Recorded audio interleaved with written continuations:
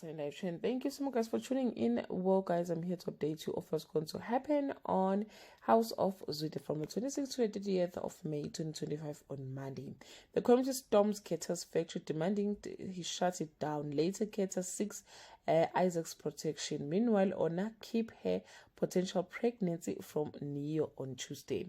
Molefe accuses Maria of returning to loan sharking after a mysterious woman visits the saloon looking for her, while Tato is shaken up by a call from his estranged mother on Wednesday.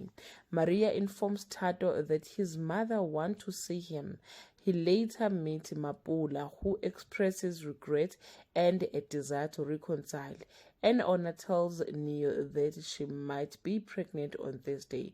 Maria takes a step toward reconciling with Mapula by inviting her to dinner. Meanwhile, Tata tells Les about his mother's sudden desire to reconnect on Friday.